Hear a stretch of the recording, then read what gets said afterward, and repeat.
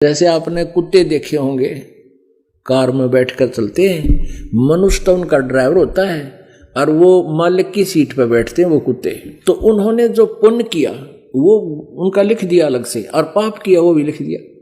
पाप के आधार से तो कुत्ता बन गया, और जो पुण्य थे वो उसके पुण्य के आधार से वो ऐसी जगह फिट कर दिया इस काल भगवान ने कि वो इसी धनी के घर चला गया कि उसके लिए अलग से कमरा रूम बना रखा है जिसमें कूलर ला रखे हैं, और वेटरनरी सर्जन उसकी विशेष जांच करता है और बढ़िया आहार खिलाया जाता है, और ड्राइवर उसका मनुष्य होता है और वो मालिक की सीट पर बैठ कर और ऐसे देखता चलता है बाहर की तरफ सैर सपट्टे करता हुआ। अब ये कारण क्या था कि उसने उस भोली आत्मा ने पुण्य करे, मनमुखी किए, धर्म कर दिया, कि तो भंडारा कर दिया, कि तो पक्षियां दाने डाल दिए, कि तो गौशाला खुलवा दी, और लेकिन उसके पाप भी साथ लिखे गए। तो वो अगर वो साधना करता, पुण्य करता, ढंग से करता, पूर्ण संत से नाम लेकर करता तो मनुष्य जीवन मिलता, पार नहीं होता तो मनुष्य जीवन मिलता, और मनुष्य जीवन में वो सुविधा मिलती जो उसको कुत्ते रूप में मिली, और मनुष्य जीवन में कभी ना कभी कोई संत भी मिल जाता, कुत्ते रूप में क्या मिल जाएगा उसने। तो जितने उसने पुण्य किए थे उस कुत्ते वाली योनि में उसके वो जाड़ दिए, पूरे कर दिए, खत्म कर दिए, और फिर बनेगा सुअर, ईब के सुविधा मिलेगी उसने। तो परमात्मा कहते हैं कुकर सुकर, शुक्र माने सुअर, कुकर माने कुत्ता, खर माने गधा। अपना आत्मा ये हृदय में आपका कसक होनी चाहिए, इसका डर बनना चाहिए। जब आपकी आत्मा नर्म हो जाएगी, यानी भक्ति का विशेष प्रभाव पड़ जाएगा, तो आपके इन एक एक बात का, एक एक पॉइंट का ऐसा असर होगा जैसे मच्छर से लड़ा करे, अंदर कसक बनेगी। क्या तो बिजली गिर जाती, ये भगवान जब मालिक की शरण में नहीं आते तो देख के दुर्गति होती, बड़ी कृपा हुई। तो अब आगे भी डर ये रहे कि कहीं इसके द्वार से दूर ना हो जाए। भगवान ने बताया, कबीर जी ने, परमेश्वर जी ने, कि द्वार धनी के पड़ा रहे और धक्के धनी के खावे, 100 काल जग जोड़ी पर द्वार छोड़ दी जावे। चाहे कितने तूने ऐसी आपदाएं आती दिखे, इस द्वार से दूर ना होना। तो परमात्मा की शरण में आने से भी आपके ऊपर आपदाएं हैं, कोई दिक्कत आ रही है, तो उसके 2 कारण हैं। या तो आपका नियम ठीक नहीं चल रहा, आपका कोई नाम खंड है, तब काल का दाव लग जाता है। कबीर साहब कहते हैं, अनंत कोट बाजी जहां और रचे सकल ब्रह्मांड, और कह कबीर मैं क्या करूं, यू काल करे जीव खंड।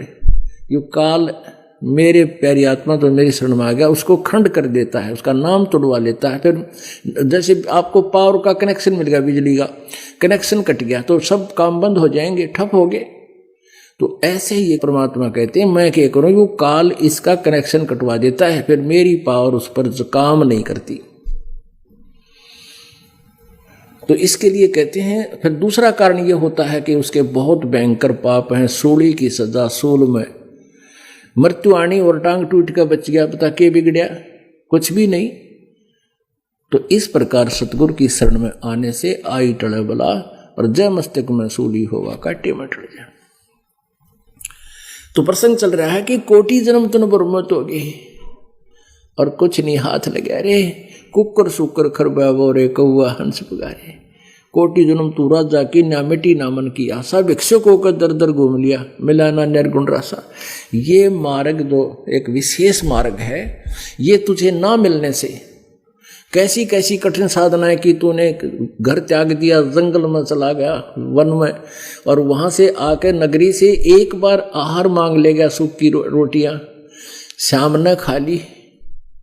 और बाकी की क्या करते थे साधु संत, कपड़े में बांध कर वृक्ष का टांग देते थे, को कौवे कौवे ना खा जाए तुम जान लगाओगे, तो उनको ऐसे से टांग देते थे, कौवे ना तो टहनी पर बैठ कर पकड़ सके ना, और फिर वो सूख जाती थी। तो सुबह अगले दिन उनको पानी में भिगोकर खा लेते थे, उस दिन भी रोटी मांगने नहीं जाते थे, यानी वो सोचते थे हमारा समय वेस्ट होगा। कहते ऐसी कठिन साधना करके क्या किया, तब कोटि जन्म तू राजा की न्या, तब से राज मद मानम, जन्म तीसरे शुक्र स्वानम। तपेश्वरी सो राजेश्वरी, राजेश्वरी सो नरकेश्वरी, यह दुर्गति होगी। अब परमात्मा कहते हैं ना, तंदर सुखिया कोई ना देखा, जो देखा सो दुखिया हो। और उदयस्त की बात कर्म न सबका करा विवेक हो। जंगम दुखिया, जोगी दुखिया, तपस्वी को दुख दूना हो।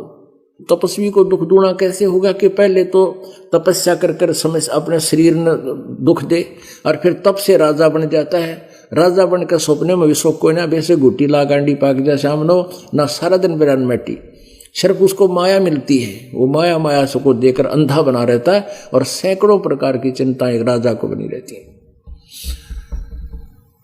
तब से राज में अभिमान, अभिमान जीव का शत्रु, अगले जन्म में फिर नरक में वास। तो ऐसे एक ही प्रमाण काफी है जीव को समझने के लिए, और ये विधान है प्रभु का। अभी आपको दिखाते हैं, आओ जैन धर्म को जाने, एक पुस्तक है जो इस हमारे इतने वक्तव्य को प्रमाणित करेगी, जो अभी आपको परमात्मा का विधान बताया। और ये हमारा लिखा हुआ नहीं है, ये जैनियों का लिखा हुआ है, और उन्होंने ही बता रखा कि ऐसी ऐसी घटनाएं उस महावीर जैन जी के जीव के साथ घटी, और यह सच्चाई है।